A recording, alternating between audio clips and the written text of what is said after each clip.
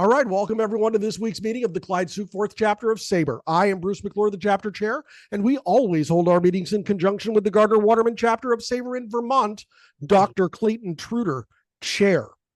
Now, before we get started tonight, we have a special guest here this evening. Joanne Hulbert is here, and I think she just might have a poem and a little bit on this date in history for us. Am I right, Joanne? That is correct. Oh, get them. All right, what I'll do is I'll get the poem out of the way. Slightly apropos and recognizable for the history today. Anyway, this is a Grantland Rice poem, so that is something that everybody has got to listen to because he wrote the best. And the title is Rubaiyat of Winter League, seasonal. I sometimes think that never blooms so red. The grand old dope is when the season's dead. And every statement that each mogul makes shows where his club next year will dash ahead. Sounds pretty familiar for right now. Here come the Dodgers rushing up the slope. The Yanks and Browns abulge with growing hope. And when the Braves are tipped to 7th place, you gotta slip it to this winter dope. Now that's from October 24, 1912. And of course, hey, the Dodgers did rush up the slope this year. So, you know. That's true. With the help, of course, of Mookie Betts and a few other people. Mm-hmm. Yeah, and a few. Okay. But the other thing I wanted, I had suggested to you also, is on behalf of the Century Committee, which looks into things that happened exactly 100 years ago. So 1924 comes into play.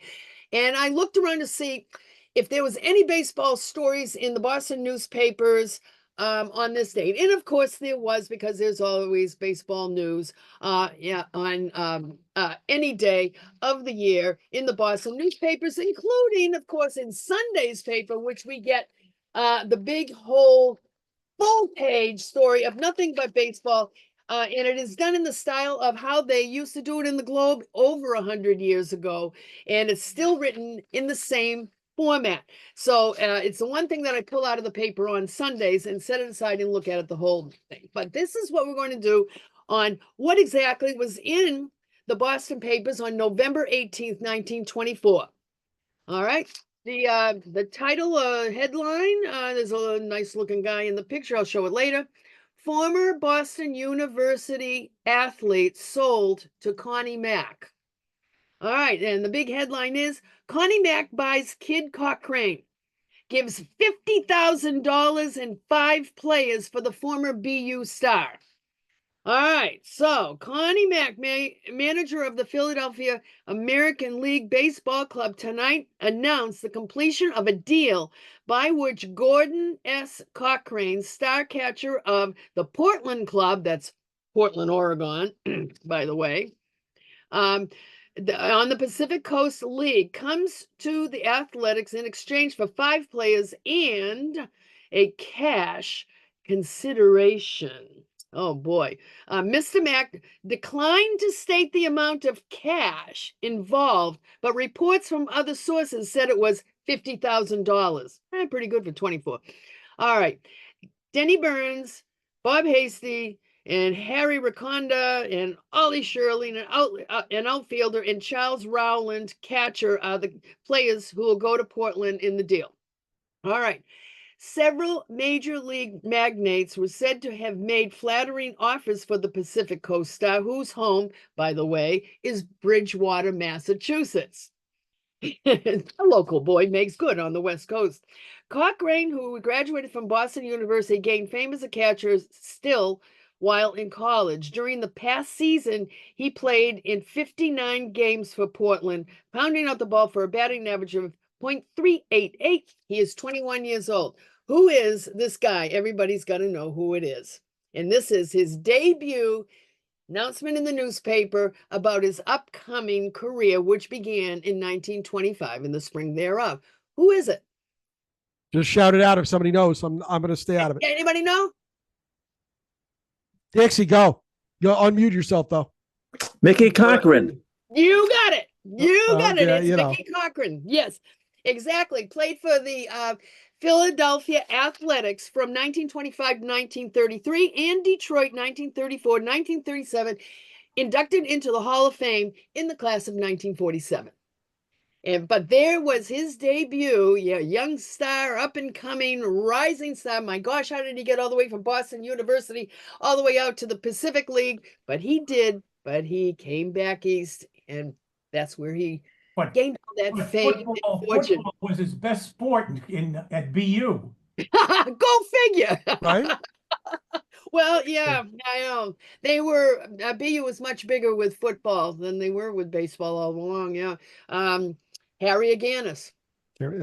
Yeah, same sort of deal, So that is your little 100 years ago today announcement of the young 21-year-old from Bridgewater, Massachusetts, alumni of Boston University, on his way to a life of fame and probably not much fortune, but some fame.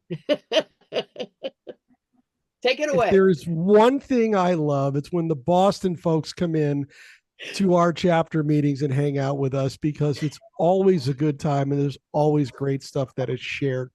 We're just a very, very short ride away. After all, I'm going up to New Hampshire in the morning. It's only 40 miles from where I am. That's true. Hey, you know what? You're having a special meeting Wednesday night. Why don't you tell us about that before I yes. move on? Go. Yes, that is going to be what it's called the Zoom social, and it's inviting everybody in to give your 2 cents or 3 about baseball. And it is a what would you say? It's not going to be a push around sort of a thing. It's, in other words, we're going to all talk about baseball, what it means socially to everybody. And especially now that we are into the Winter League and Hot Stove League, let's sit down and talk about baseball, about what happened this year and what might happen next year. And it might be kind of fun. We did it a couple of years ago, a similar one. We didn't call it a Zoom social. It was the Boston chapter pity party. And it worked out very, very well. So we're going to try a new one. All of the explanation is on the messages that we had sent out. I unfortunately will not be able to attend it because I have a commission meeting here in town. What? And it's one that I cannot I can't miss because I am on the agenda. So unfortunately, What in the world? I know. At first he said it's going to be on Thursday, and they said, no, wait, no, the 20th. It's on a Wednesday. He said, thanks a lot. Yeah, you know what? That's just wrong. So, but unfortunately, duty calls, and I have to make an appearance at the commission meeting. All right. Well, speaking of duty calling, it is my duty to introduce this next guy, Jeff Cohen, who's going to tell us a little bit about his podcast, Baseball and Barbecue. Jeff, what's going on this week, man? Thanks, Bruce. Yes, we have a great pitcher on the podcast. He pitched in the 80s. He won the Rolaids Relief Man Award. If guy knows, if you remember Jim Kern, this guy is hilarious. Yep. So our episode was dropped this past Saturday, so please check it out. And I'd like to say a hello to one of our former guests who was actually appeared on our show about a year ago. I'm going to paste it right into the chat, and it's Bob Lemoyne, who gave us a great talk about his book on Babe Ruth going back to Boston. So thank you, Bob. Thanks, Bruce. Of course. All right, on to our feature presentation.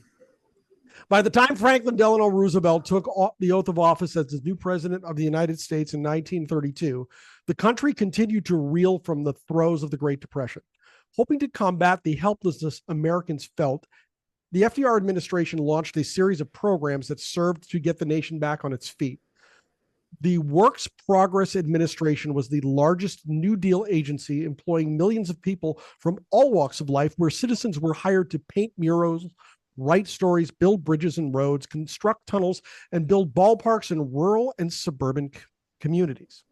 From approximately 1934 to 1940, over 80 ballparks were built by WPA workers in communities from Cooperstown, New York, and Wichita, Kansas, to Wilson, North Carolina, and Eugene, Oregon, where they built Civic Stadium, Ferris Field, Holman Stadium, and Ackley Park.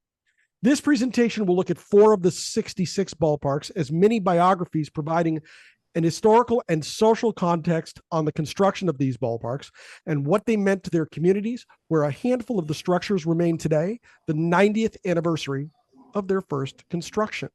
Anthony Salazar is the chair of SABR's Latino Baseball Committee and has written and presented on various topics in Latino baseball history, including research for documentary companies looking to promote Latino baseball. He has been an active leader in the Pacific Northwest chapter and is a former SABR board member, and he is here tonight to share his presentation. Anthony Salazar, welcome to Northern New England. How are you? Hey, thanks a lot. Really appreciate it, Bruce. Thank you very much for having me. It is all yours, my friend. Go get them. Okay. Well, good evening, everyone, and welcome to my presentation. I'm Anthony Salazar from the Pacific Northwest chapter, and I'm delighted to be here in the Clyde Sukeforth chapter. I wanted to present something to you that I've been thinking about for a long time. And the genesis is this. We live not too far. My wife and I live not too far from one of those ballparks, Olympic Stadium in Hoquiam, Washington. And we drove by it once, and I just thought, this is a pretty good story. And I just wanted to research it and see what I find. And so I ended up finding just lots of stuff about, the ballpark and other ballparks like it. And so I had it on my shelf for a while, and it's been sitting there for about 10 years before I just decided to bring it back off and started massaging a little bit and doing just a little bit more in-depth analysis. And so just super excited to be able to put this together for SABR 52. And, just really cool just to be able to do this research. So let me see if I can find my presentation. Bruce, can you bring it back up? So you're going to hit the green share button down on the bottom. Okay, there you go. And then you'll click your presentation and hit share. All right.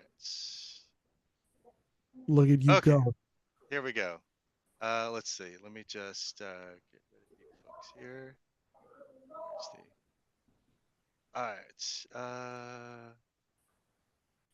Whoops. Hold on a second. I'm just trying to.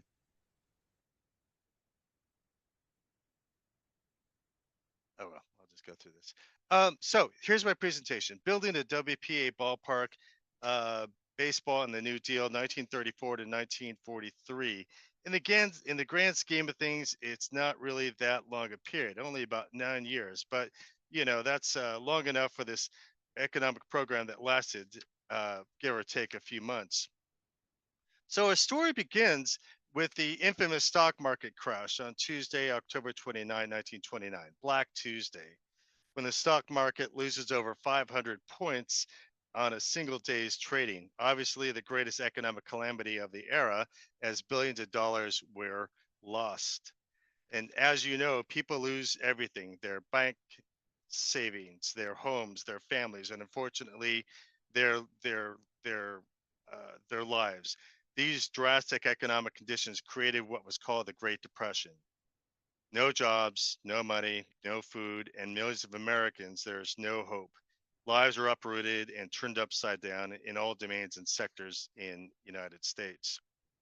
The election of 1982, the election of 1932 brought some new hope for an uptick in possible economic opportunities. The new president, Franklin Delano Roosevelt, promised that Americans will see change for the better, saying in his inaugural address, "Our greatest primary task is to put people to work." Great. So what does that mean? It means that one of the first persons he puts to work was Harry Hooper, who was a talented administrator and a former social worker. So, he knows how to get things done and knows who his job will benefit: the great people of the United States, who are tired of living like refugees in their own country.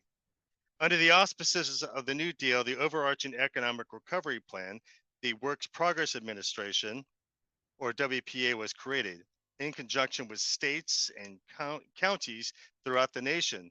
The WPA was responsible for the construction of many public buildings, roads, recreational areas, and other infrastructures such as utilities, sewers, dams, as well as operating large arts, drama, and literacy programs. The primary program's goal was to give work to the legions of unemployed blue-collar workers who lost their jobs. In fact, 90% of the WPA workforce was made up of the blue-collar population. By this time, it was discontinued. By the time it was discontinued by Congress in 1943, the WPA had built 650,000 miles of roads, 78,000 bridges, 125,000 buildings, and 800 miles of airport runways. For the sake of this discussion, I'm not addressing the thousands of artists and writers who were also employed by the WPA to create many beautiful works that still adorn the walls and libraries and halls of our nation. Now, getting back to the more construction-related aspects, the WPA helped to fund the creation of 44 ballparks, and my apologies for writing 66, a little dyslexic there. There's quite a list of ballparks that were built during this period, such as my hometown ballpark, Civic Stadium, built in 1938 for the Seattle Rainiers. But ballparks such as these did not use WPA funding, so that's a distinction. In total, we're talking about 44 ballparks. Check out this map, and you'll see all the little red dots indicated where these ballparks were built. These ballparks ranged from Warren Ballpark in Brisbane, Arizona, built in 1936, to Grayson Stadium in Savannah, Georgia, built in 1941, and Red Rock Stadium in Elk City, Oklahoma, built in 1939, as well as Holman Stadium in Nashua, New Hampshire, built in 1937. What I'm going to do is talk a little more specifically about 4 individual ballparks and try to give you a little bit to chew on as you reflect on the character of these places and how they were built and what made them unique. Bear in mind that each story is going to be just a little different from each other. The 4 are Carson Park in Eau Claire, Wisconsin, Civic Stadium in Eugene, Oregon, Clemens Field in Hannibal, Missouri, and Olympic Stadium in Hoquiam, Washington, not too far from Seattle. So, batting first is Carson Park. Let's see. Oh, sorry. Moving on. Carson Park. Carson Park has long associated with baseball in Eau Claire, which was established as a city park in 1915. 1 year after an heir of William Carson, a wealthy lumberman, donated the site. In the early 1930s, the success of the Eau Claire Bears, a farm team of the Chicago Cubs, encouraged Eau Claire to apply to the WPA to fund recreational improvements in Carson Park. The centerpiece of these projects were simple but an elegant sandstone walled stadium. Let's see if I see that there. Sorry. Don't look. Sandstone walled stadium built to seat over 1,500 fans. The stone was quarried from a site in nearby Downsville, Wisconsin, where unemployed laborers were hired to work on the stadium throughout 1936 and ready the ballpark for action by 1937. The first season of the minor league baseball at Carson Park was a resounding success. The Bears played like the southwest northeast orientation that mostly shaded them from the afternoon sun. Both the fans and players enjoyed the surroundings of the wooded ballpark that's situated by Half Moon Lake. From 1937 to 1962, the Eau Claire Bears called Carson Park home, winning the Northern League pennant 3 times. In the early 1990s, recognition of the ballpark legend Hank Aaron's connection to Eau Claire baseball's heritage renewed interest in Carson Park. Aaron played his first season of professional baseball in Eau Claire for the Bears in 1952, where his talent was evident to local fans. Building on that awareness, in 1995, the city of Eau Claire proposed a $560,000 renovation project for the stadium. Completed in 1998, the project included new and improved seating in the grandstand, a completely remodeled area under the grandstand, and new handicapped accessible approaches. The renovation project makes baseball at Carson Park a more enjoyable experience for fans and players while retaining the character and distinctiveness of the stadium.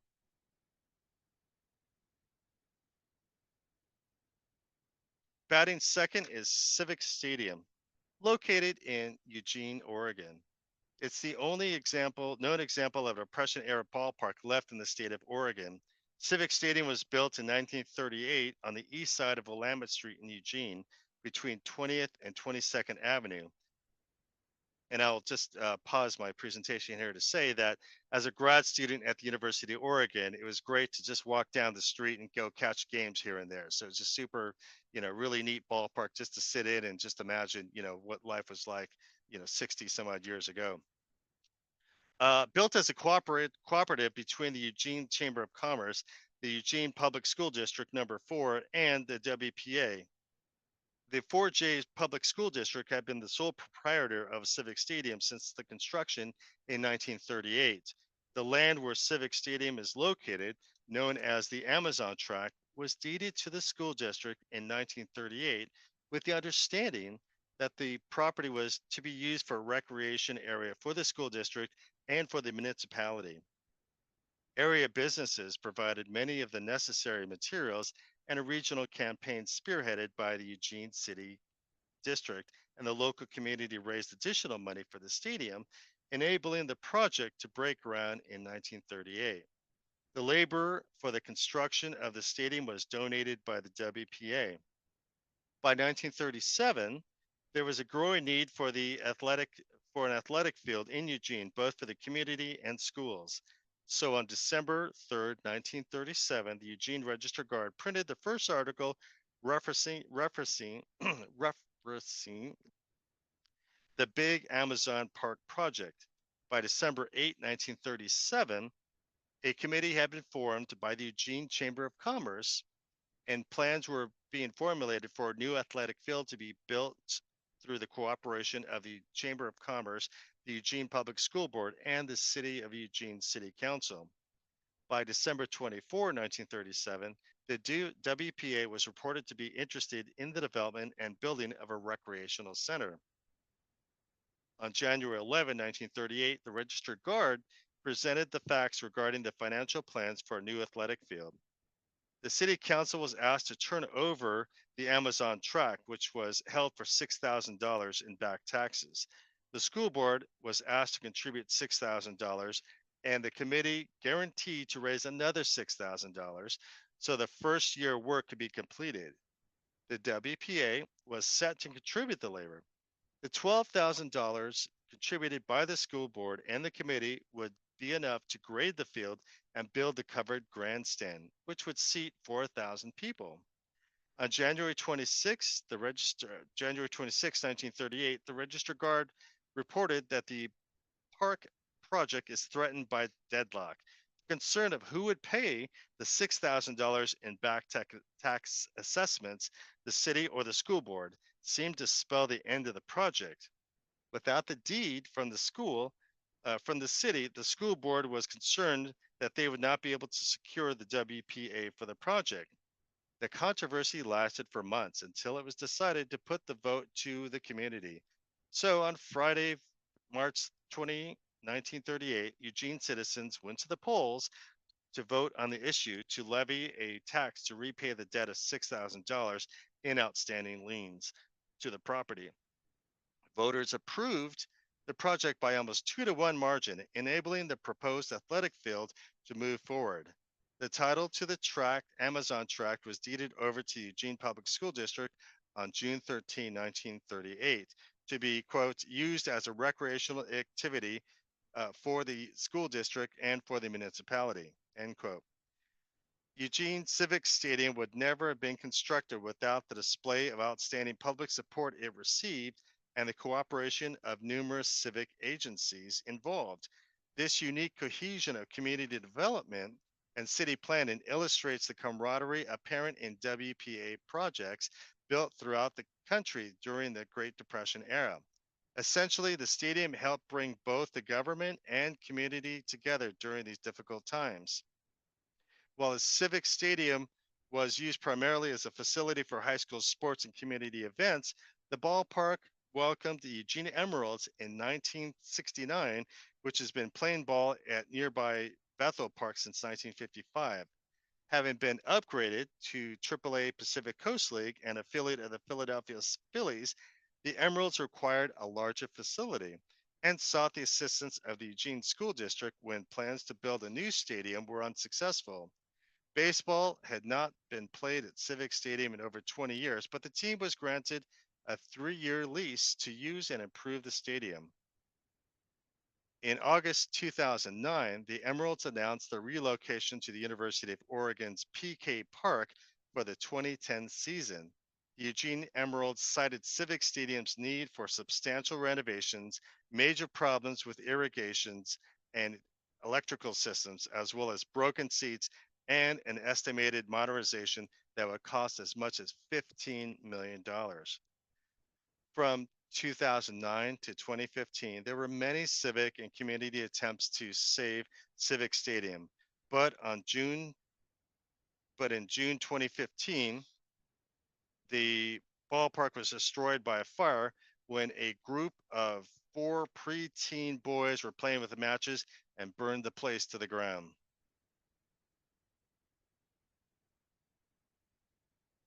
Batting third is Clements Field. Hannibal's Clements Fields had been home to numerous minor league baseball teams and was constructed during the 1930s. Clements Field, the name is referenced to Hannibal's most celebrated resident, Samuel Clemens, Mark Twain. Demonstrated change over time, the ballpark later served as a German prisoner of war camp and then returned to hosting baseball teams after World War II. The ballpark replaced the original structure, which was built during the 1920s but destroyed in a fire. That original stadium hosted a night game 5 years before Major League Baseball played a game under the lights when the Kansas City Monarchs of the Negro Leagues beat the Hannibal team 16-1 in 1930 under the innovative traveling light systems that were brought on trucks. The Monarch players were far better than those from the local 9, but those professionals usually kept games close when playing on the road, as these road games were essential to their financial viability, and the players earned extra money while barnstorming. As a result, this box score might provide an indication that the players did not desire to return to Hannibal, owing to some aspect as to their welcome there. A fire destroyed the original Clements Field facility on August 14, 1936. As part of the WPA project, workers built the current Clements Field from 1936 to 1938, which included constructing a grandstand behind home plate and a limestone wall around the perimeter. Workers quarried the local limestone and used it for the wall. In the fall of 1944, the wall proved extra valuable when the stadium, as I mentioned before, acted as a German world prisoner of war camp, housing nearly 200 prisoners of war who lived in tents surrounded by barbed wire. The POWs sorted military shoes collected by the army in Europe and sent them to Hannibal, where prisoners repaired the shoes and returned them to Europe. Their soldiers there then distributed them to refugees.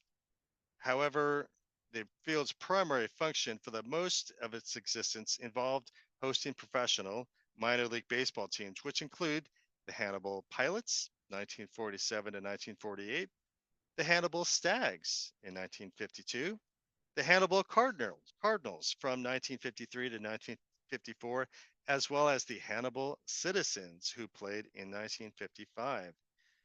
Hannibal teams briefly served as an MLB affiliate, first as a farm team to the St. Louis Browns in 1947, and then the St. Louis Cardinals from 1953 to 1954. Minor League Baseball left Hannibal in 1955, leaving Clements Field to be used for various baseball and community functions.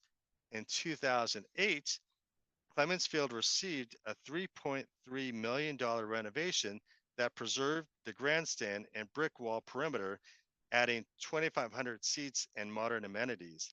The collegiate team in Hannibal, called the Cavemen, played at the stadium from 2008 to 2016. Also in 2016, the stadium The town added a new gate to the ballpark entrance called the Jake Beckley 308 gate. The gate pays homage to the Hall of Fame baseball player from Hannibal, born 1867, who played in the MLB from 1888 to 1907, hitting 308 for his career. The Hannibal Hoots, they played at Clemens Field in 2008, but flooding the next year damaged the field, forcing the Hoots to relocate to Quincy, Illinois. Since then, the stadium has primarily hosted amateur baseball organizations. You see a shot of the grandstand there. And batting cleanup is Olympic Stadium. The city of Hoquiam originally bought the property in 1929 for a public playfield, adding to its size in 1938 and 1953. Construction of this facility started on May 23rd, 1938, and was officially completed in March 1939. The physical structure of Olympic Stadium is an old-growth fir heavy timber frame with cedar shingle sidings, built in a truncate U shape at an angled corner to open the portion of the grandstand that faces east. This orientation was used so that the fans and the players would be somewhat sheltered from the wind and rain coming off the Pacific coast, which just lies 18 miles to the west. The grandstand was a modified hipped roof with composition asphalt shingles. The eaves of the large timber trusses are boxed in. A large shallow hip roof entrance portico shelters visitors on the southwest corners of the structure, where the ticket booths and the main doors are located. The timber frame rested on concrete footings. The proposal listed everything needed down to the last nuts and bolts and the price of each item. The idea was to complete a citywide playfield improvement project, which included constructing and installing playground equipment and a broadcasting booth, tennis courts, fences, bowling greens, bleachers, scoreboards, backstops, waiting pools, archery ranges, storeroom buildings, kitchens, tables, benches, cleaning and excavating, installing sprinklers and lighting systems, and other incidental work. The total project cost was estimated at over $69,000. Over $41,000 was to be furnished by the WPA, and another $28,000 had been pledged by the city and local businesses in materials and truck equipment. The community was very excited about the allotment and the $2,300 that was raised at a local meeting at the local Hotel Emerson on May 11, 1938. On May 23, 1938, the stadium project began with work on the site. By June, the WPA had 160 carpenters, 25 helpers, and 200 laborers and 5 foremen on site. The turf for the stadium was brought in from a local golf course. 500,000 board feet of lumber, which was donated by a local shingle mill, which was used in the construction of the stadium. The old growth fir was reportedly logged in Clallam County and was brought into Hoquiam for milling before being transported to the site. As construction on the stadium progressed, it was soon realized that the WPA project bid was underestimated. So on October 6, 1938, the WPA approved an additional $51,000 for the project, bringing the total cost to this point at over $123,000. The project's finish date had been set for Thanksgiving so that the Hoquiam and Aberdeen annual high school game could be held at the new stadium. When it was realized this date would not be met with present construction crews, a night crew of WPA workers was put on the job site. They worked under floodlights to ensure that the project would be finished in time for the big game. The stadium opened to the public on November 24, 1938, the day of the big game. Over the years, Olympic Stadium hosted mostly high school football and American Legion baseball. By the mid-1970s, there started a host of independent baseball teams that played there. Those included the Ports, the Loggers, the Mets, the Gulls, and finally in 1999, the Reign. And most recently, College Wood Bat Summer League Baseball. Olympic Stadium has been cited as the best preserved and largest standing wooden grandstand in the country, which still retains its original location, design, setting materials, workmanship, and feeling associated with this community. In looking at the impacts, let's see, what is this? In looking at the impacts of the WPA during the 8-year existence, the WPA put some 8.5 million people to work. Over 11 million were unemployed in 1934 at the cost of, as the government estimated, $11 billion, the equivalent of $236 billion today. In looking at the impacts of the WPA on baseball during this era, I would argue that aside from providing much needed jobs to thousands of workers in these 44 towns, wonderful shrines were created that paid homage to their local communities by coming together to craft a plan to sort out finances, sometimes at odds with others, but coming together nonetheless and bringing in nearby materials, whether it be old growth lumber, limestone dug from nearby quarries, and steel brought in from elsewhere. These ballparks are a monument to the eras that provided hope at a time when hope might have been a pipe dream. It is a testament to these workers and the vision of the success by the architects of the New Deal and the WPA that a good number of these ballparks still stand. And where does my research go from here? Well, I'm very happy to announce, let me just get past this, I'll come back to that. I'm very happy to announce that I applied for a SABR editorial board grant to turn this project into a multimedia web-based database.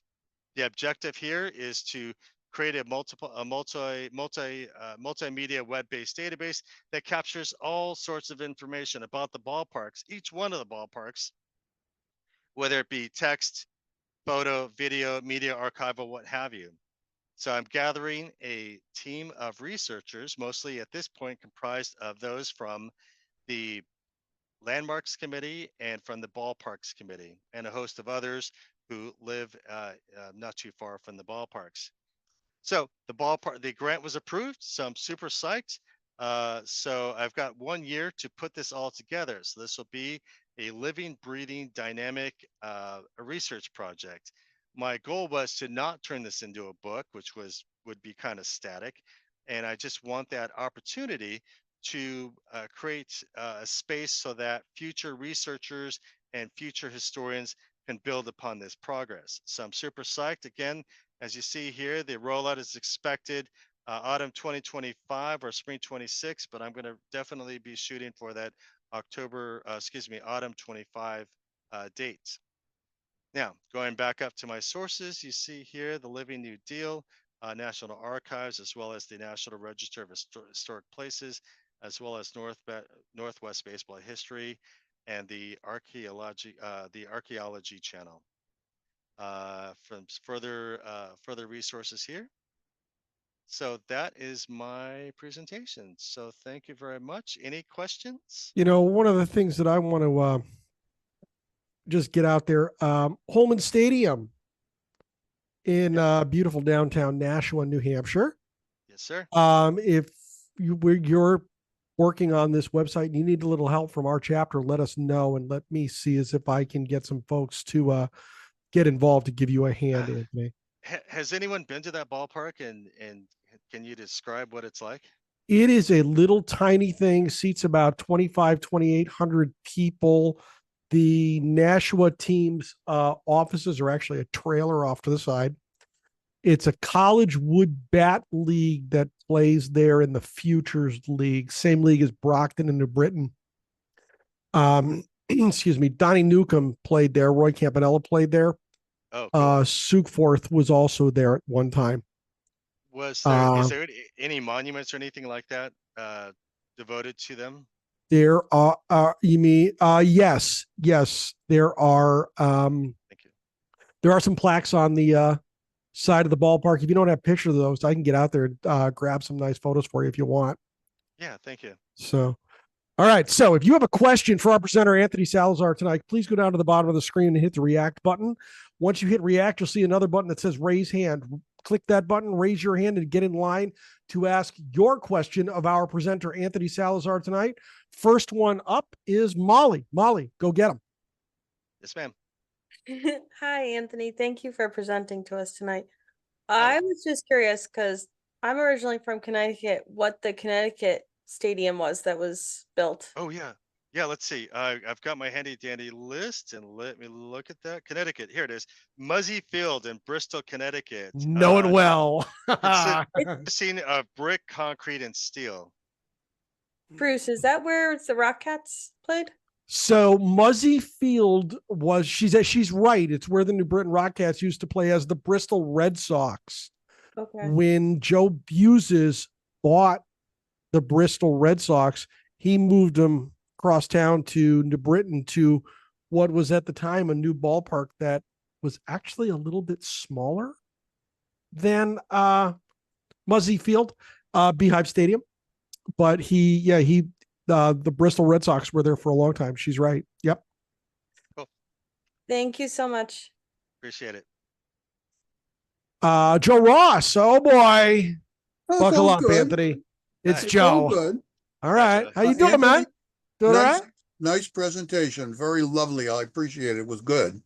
Thank you, sir. Just to fill in some things for you, on the right field side, they built a wooden stands and a little press box that was used primarily for football. That has since been replaced, I believe, Which with a more ballpark are you talking permanent about? structure. He's talking about In Holman the Stadium. He worked there. Oh, okay.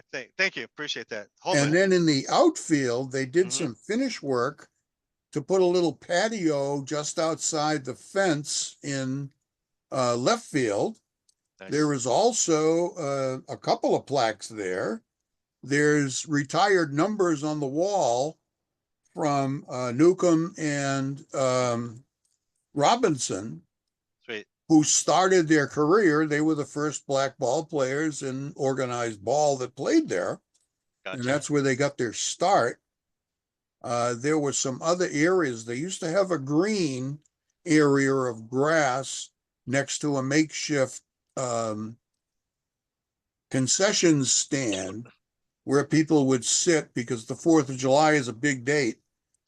In fact, it's against the law to charge admission to any game that's played on the 4th of July because it's also used for fireworks and a parade and all the usual hoopla that goes on the 4th of July.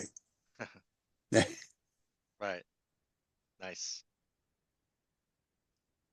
So Eric Poulin's beloved Holyoke Millers actually moved to Nashua after their time in Holyoke. They didn't stay long in Nashua, but they were there at Holman for a couple of years. I can't when Eric, turn on your mic. When did they move? I forget. So the Millers were in Holyoke from 1977 to 1982. It was They 82. had no business. Holyoke had no business hosting a AA franchise in the facilities they had. So none. Yeah, but we had a great time. Oh God, we won the Eastern League in 1980. Yeah. It was great. Hey, let's go to Jeff Cohen. Jeff, how you doing, brother? Okay, good. You're Thanks, up. guys. Terrific presentation, Anthony. I wanted to ask Thank you you. about the one stadium you put on the Olympic Stadium. Yes, I sir. believe it was still a wood structure.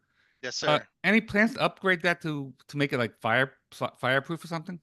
You would think so, huh? But I've not read anything. Let's see. The last bit of research I did about that was about 6 months ago or so. But I have not seen anything that indicated that they would upgrade those requirements. But you never know. Kind of depends on who's in that particular city council. So stand by. All right, thanks. Robert Boshar in the chat has a very good question. His question is, why not write a book? What's your feeling on that, Anthony? Because I mean, I had wanted to, and my thought was that a book is so static, and I just wanted that opportunity for people to come along and add to it. You know, I want this to become a living document, as it were. You know, very robust, very dynamic. If someone comes along and finds some new video image or some archival thing or something that adds to the knowledge of that ballpark, even recollections would be awesome to add as well. I should write that down. That's a good idea. And you know, things like that that would really add to the knowledge of, you know, these individual ballparks. And what's funny, and I don't know if any of you have ever done any WPA history research, and what I've found in the past couple of years is that this information is so decentralized. So Washington State has its own records, Nevada has its own records, and so each state has their own records. But it was really hard to find something that was so centralized, like a big book of this is the WPA history, and this is what we found. And I swear to God, about 10 years ago, I did find a book that said something like these were all the expenses. This was the budget, but I'll be darned if I can remember where the heck that book was, somewhere in the library, and I just haven't been able to find it. But that's why I didn't want to, you know, just devote this to a book, because I want people to keep contributing to this. An ongoing project, a living document. I love it. Kirk Weber, how you doing, Kirk? Doing excellent, thanks. Great presentation. I very much enjoyed it. Quincy University Stadium was a WPA project in Quincy, Illinois. It's kind of unique because it has two separate grandstands, one for the baseball side of the field and an entirely separate grandstand for the football and lacrosse. Okay, there it is. It's Illinois. also, yes. Quincy, Illinois. Okay, built 1938. Stone, no roof. Yeah, it has stone very similar looking to what they have in Hannibal. So I'm assuming it must have been quarried in the same location, or if that's even known. Could be. I'm not sure what the distance is, but you know, most likely you just never know. Like I kind of inferred is that, you know, what people did, the contractors did, was just look for some suitable local resources, whether Right. like I said, whether it's sandstone or Douglas fir or what have you. Okay. Thank you. Yeah, thank you. Appreciate that. Anthony, the questions are just going to keep on coming because who's up next? Karen Holleran is up. Karen, unmute. How you doing? Hey, Karen, what you got? Hi. this is great. Thank you. And I was thinking, instead of a book, could you have references for students to go in and look at the different places? Sure. Let me write that down. Good idea. Love it. And make Okay. it so they could look at each of the places and have different kinds of history. Sure, absolutely. What's interesting about this is not just, you know, not just the history aspect, but I really enjoyed writing about some of the technical aspects, you know, where the money was coming and so forth, because it really does give you an idea about how a project really does work. You've got so many local entities, whether it's the school district, local government, and what have you, all having to work together, even though they don't always agree on something. But good idea. Thank you, Karen. Thank you. Next up is Jim Lurie. Jim, you can unmute. Howdy, How are Jim. you this evening, Jim? We're going to wait. There you go. Doing great. Great presentation. I enjoyed Thank it you, sir. very much. And you just touched on a couple of things that I was curious about. But your map showed a lot of these stadiums in clusters throughout the country. Right, right. And in your research, did you come across any reference to national politics affecting these different venues? The fact that they're so close together in some areas would indicate that there's maybe a little more going on than. Right, right. That's a really good point. I hadn't really thought about that, but what I did find out is that, you know, you basically had to apply for these funds. And so it was a city entity, you know, some government body that represented the city had to reach out to the WPA office and say, hey, we'd like to apply for these. And, you know, would you help us out? So it could be that a number, you know, once someone was successful and they had kind of like a template, if you will, that they would pass it on to someone else to say, hey, there's a template we used. So I would like to think that there was a little bit of word of mouth going on, like, hey, we did this, we were successful in our bid. You guys try it and see what happens with you. So I'd like to think of it as more of a cooperative thing. Thank you. Thank you, Jim. I appreciate that. And one of the things that just crossed my mind, Anthony, is you may want to get a hold of my guy, Bob Busser, who is the stadium and arena photographer extraordinaire. Oh. He's probably got some material that he might be able to donate or loan to your project. It might be something to do. Great. Thank you very much. I'll check That's a them good out. idea. Bob, if you're watching this after the fact on YouTube, get a hold of me, would you please? Dixie, Dixie Tarango, you are up. How you doing, Dix? I'm doing fine. There Anthony, you great go. presentation. Thank you very much. Thank Two you. unrelated questions. First one is, it's been 8 years since the fire in Eugene, Oregon. Has anything happened to the site?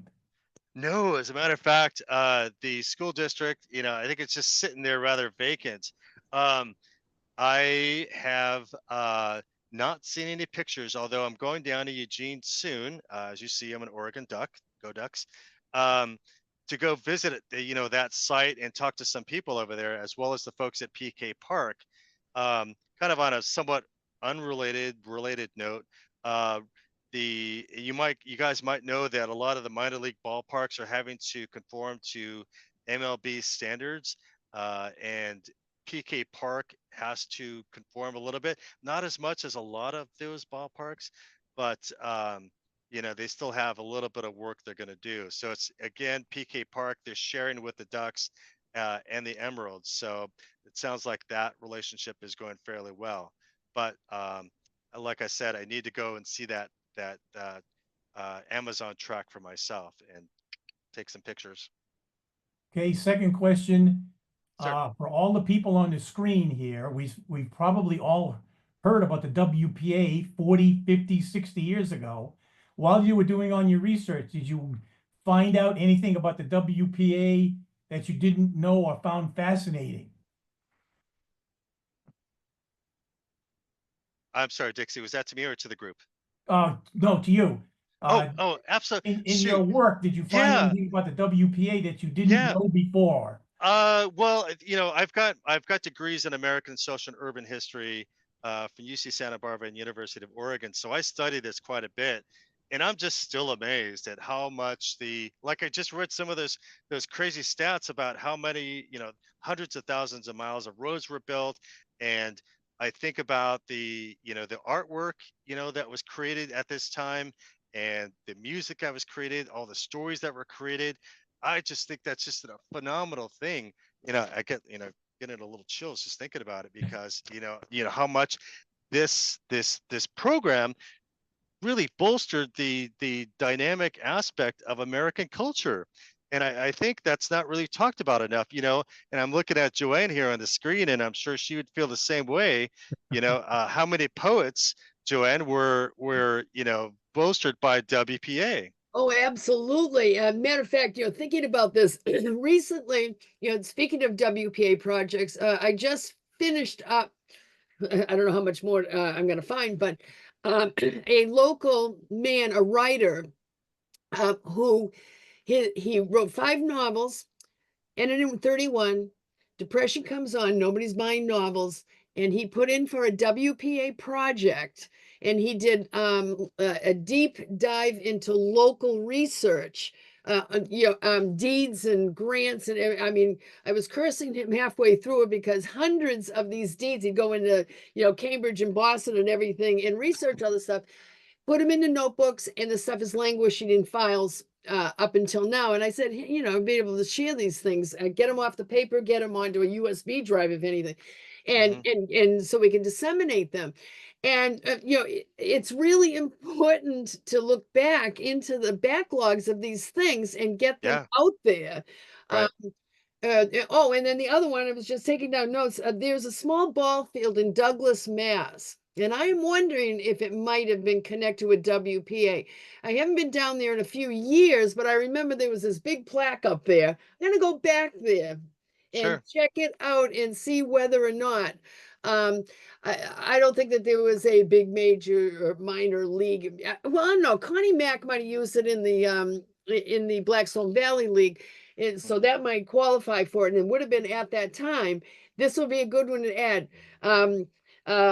It was used for exhibition games. Ted Williams had been out there. Nice. Although there was a thunderstorm and the game was canceled, but he stopped off at the restaurant bar and everything instead. But I'm wondering if this thing in Douglas might be it, and if so, I am going to let you know. Awesome. Hey, Dixie, going back to your question as well, I recently inherited a painting that was created by someone, by a WPA artist. Yeah. And so I was super psyched about that. And I think about that and, how much, these folks, again, the artists, the writers and so forth, they contributed to their local communities. So I'm just very pleased and certainly privileged enough, absolutely, a little underline there, to have studied this in college. Well, I used up all your tax money because I worked for the National Park Service for 30 years. Awesome. And the WPA probably did a couple $1 billion worth of work for them. Oh, for sure. Oh my gosh. Beautiful ski lodges over in my neck of the woods. Alex stays in the chat. It would be cool to build some 3D replicas online of some of the ones that are still open and being used. That's kind of a neat little idea. Maybe you can hook up with the AI committee on that one, Anthony. Yeah, you never know. Hey, it's there's whatever the technology is now, we can create some kind of thing like that. Thank you, Alec. Good.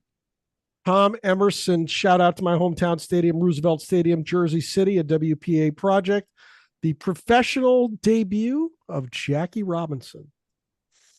Yeah, that was thanks, Bruce. Roosevelt Stadium is anybody who grew up in Jersey City, it's just unforgettable. And he played for the Montreal Royals in '46 when they played the New York Giants farm team AAA, which played in Roosevelt Stadium.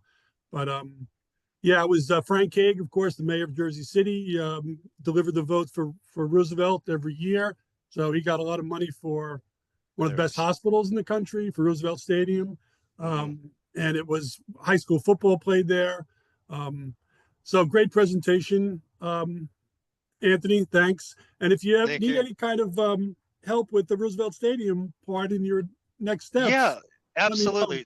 Yeah, definitely. Just shoot me an email. Okay. And just like I said, I'm starting to gather the list of researchers. So what I'm doing is having folks, if you're interested in a particular stadium, let me know and I'll assign that to you and so forth. And I'm just going from there. So I just created a 1-year timeline. So my next step is to talk with Jacob at SABR and go from there. So thank you very much. I still have some people I know in JC. So yeah. Nice. Thank you, Tom. I believe you're talking about Jacob Pomranke, our director of editorial content. He's actually on the call tonight, Anthony. Oh, great. Thanks. Hey, Jacob. The questions keep coming. The comments keep coming. Robert Bochar, have you read the Paul Goldberger Ballpark book? Did you use it for your presentation? He says it's a great presentation. Tom Watson talks about Fraser Field in Lynn, Mass, which was also built by the WPA. Sweet. I've got my little Excel spreadsheet here. So as you guys are talking, I'm kind of going back. Oh yeah, that's it. Yeah.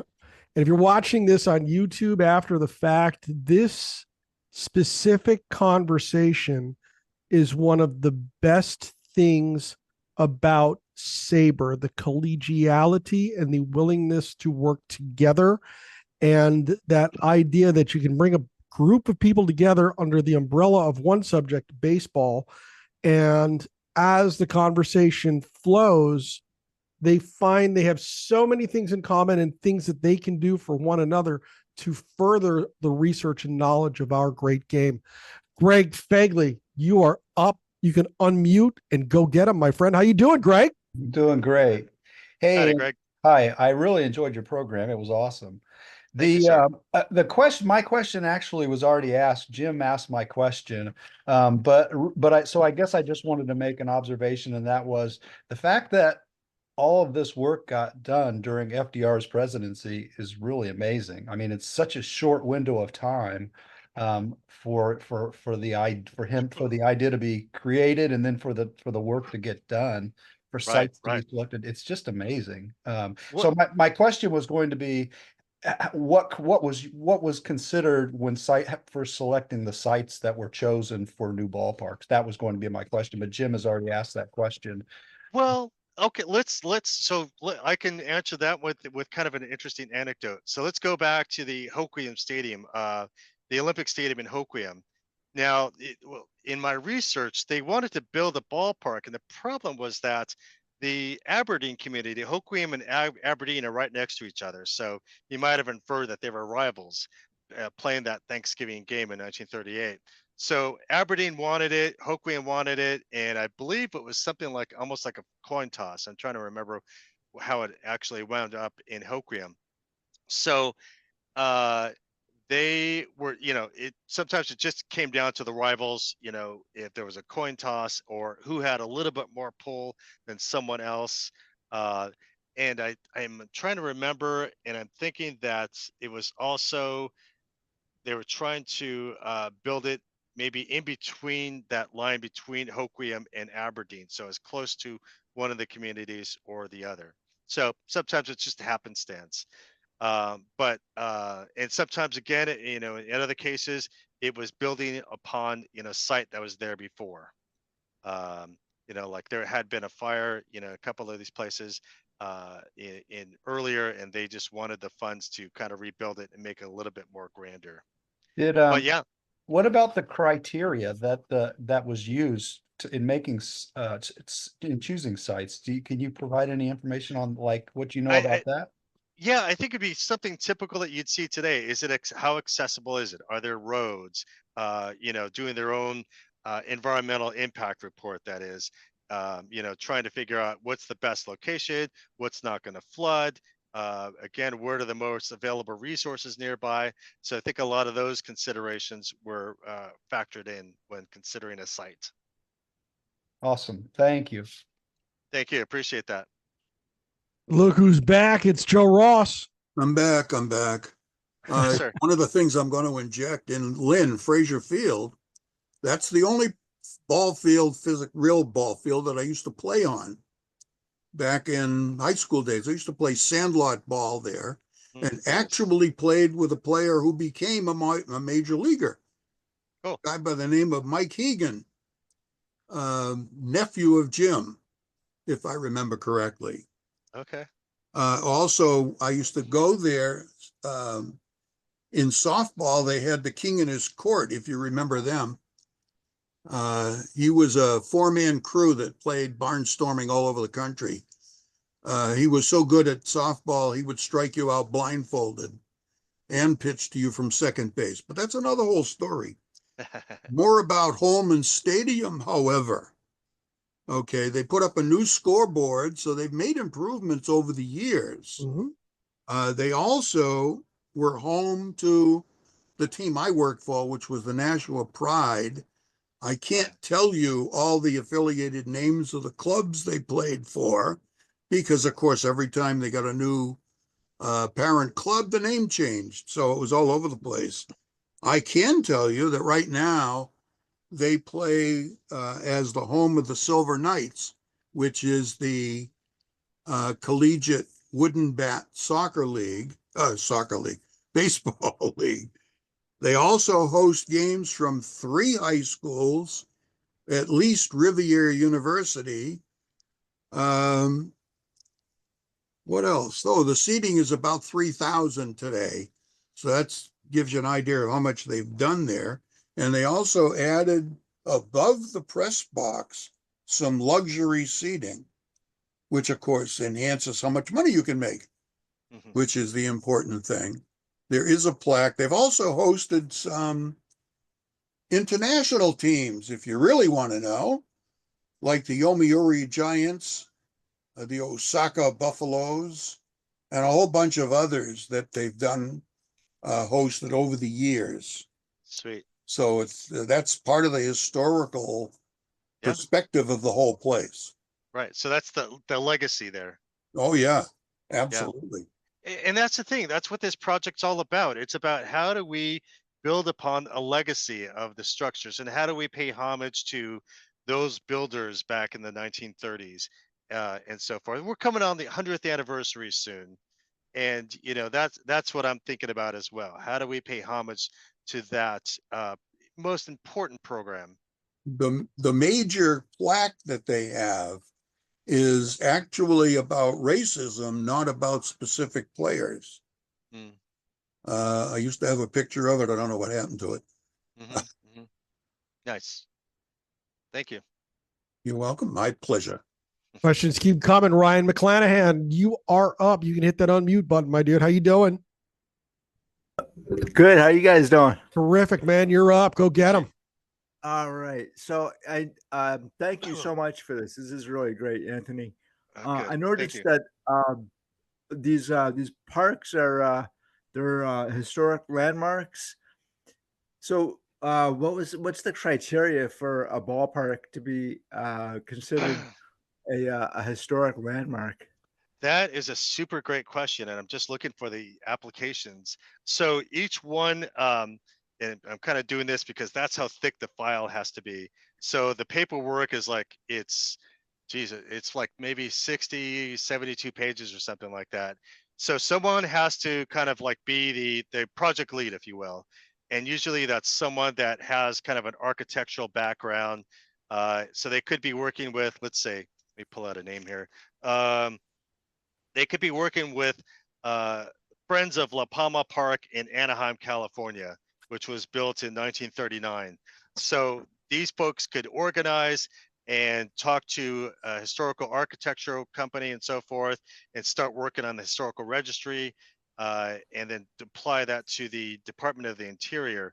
So there's tons of forms that you fill out, and it has lots of information. If you're super interested, I can send you a copy of one and just to see what it looks like.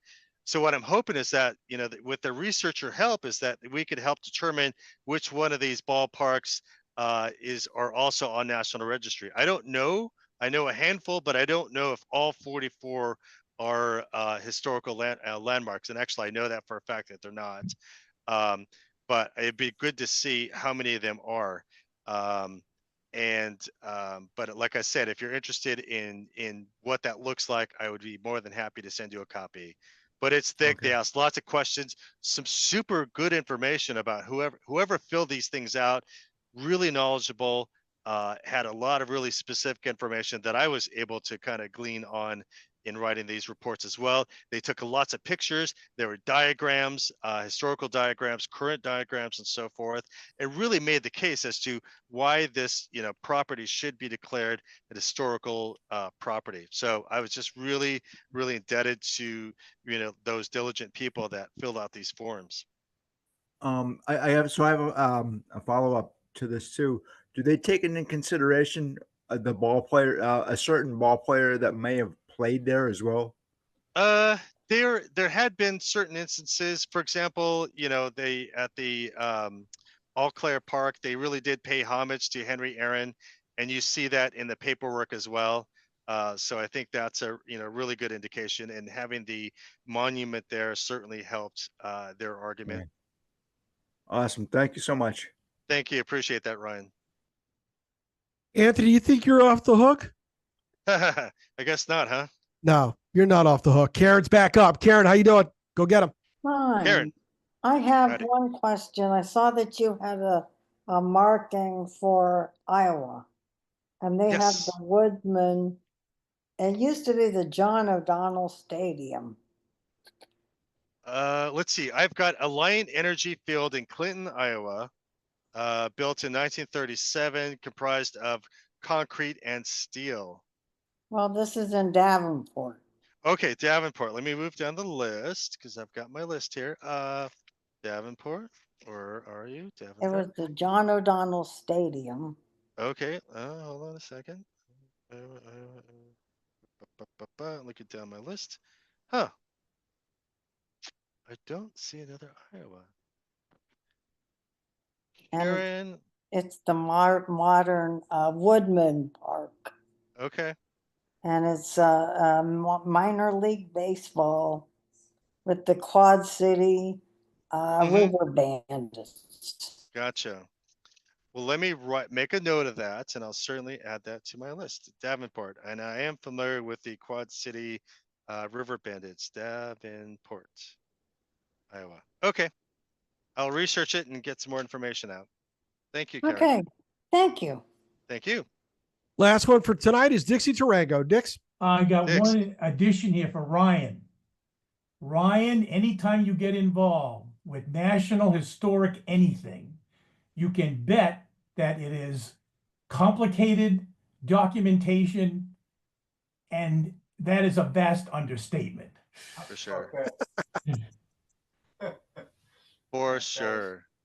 I mean, it seems like you'd have to have a lot of patience based on everything that I've read and how precise these things were. And a lot of people get involved, committee here, committee there, committee everywhere, who are giving you the history of something, how it was built, and it goes on forever before you get your 70 or 80 pages worth of stuff that you hand to someone else to look at. So it is complicated. Well, this has been quite a informative presentation with some great Q&A, Anthony. I really appreciate you doing this. Hey, Bruce, thanks so much. Really appreciate it. It's just great to meet you all. Oh, another question? Nope. But Okay. nope. But we are back Wednesday night at 7:00 Eastern when the East Coast Cooperative brings you John Nagowski and his latest book, Last Time Out, Big League Farewells of Baseball's Greats. The sign-up link is available in the SABR events calendar at saber.org/events and is included in the meeting booklet that is circulated each Monday. And finally, if you're a baseball fan watching on YouTube and you like what you see, please like this video and subscribe to our channel to be alerted to each of our weekly uploads. And if you are not yet a member, you need to join the Society for American Baseball Research, the premier baseball community. Offering an amazing baseball buffet of options to explore your fandom, SABR boasts more than 35 different research communities, over 80 regional chapters, and innumerable opportunities to connect with baseball minds across the world. For more information, go to saber.org/join today. Anthony Salazar, you are awesome. Thank you very, very much. Hey, thank you. Appreciate it, everybody. Let's get everybody out of here. We'll see you Wednesday night. Have a good night, everybody.